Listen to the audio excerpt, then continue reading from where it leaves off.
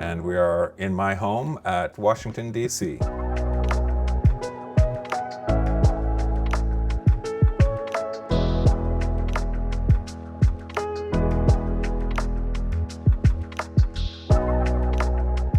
It was a long time coming. We've been living in this house for a good 12 years, and it was always for me a house that we settled on in trying to buy a house. It was never really my dream house, the house that thrilled or inspired me, but I always saw that there was potential. There was potential in it.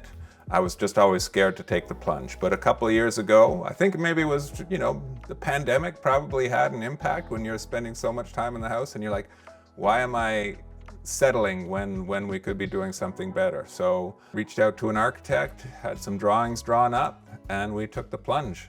And now this definitely is the house that I always wanted. So to get started on the project, I went to the website House.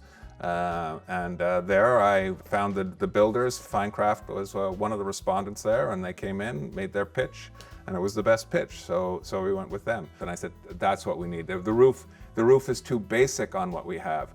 So I went back to the architect. I said, I want this off-center roof line. I want it peeking over on this side, and this will give us so much in this house. It was a bit of a risk, but it worked great. It works just great.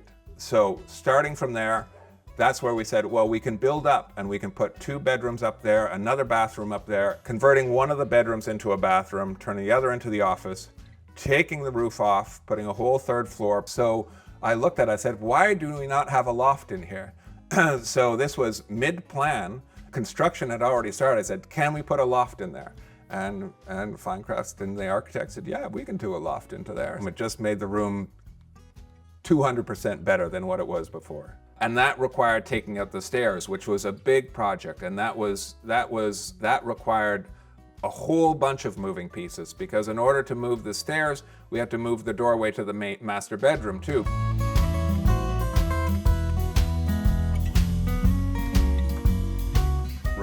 Particularly the kids' bathroom, where I had the bathtub going across the room. He said, we could fit it in here. I don't think that's going to work, Ray. He said, we can do it.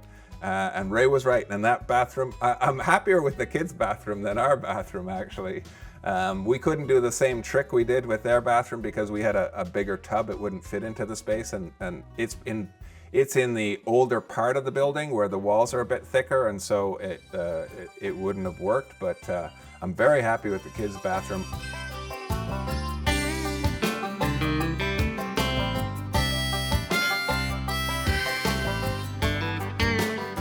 We had a little sunroom, which was like one of these fiberglass kit sunrooms that people throw off. It was freezing cold in the winter, boiling hot in the summer, so it was only usable a couple of weeks of the year without extra heating and cooling. So we tore that off, expanded the footprint out to the full width of the house, and now it is a glorious sunroom that my wife uses as her office, and she is ecstatic with it. She never wants to leave that room. What we'll do is we'll have an inverse roof shape that is the direct contrast to the upper roof shape. And it works perfectly because it allows the sun to come in from the south and fill the sunroom, and it just soaks up all that light beautifully.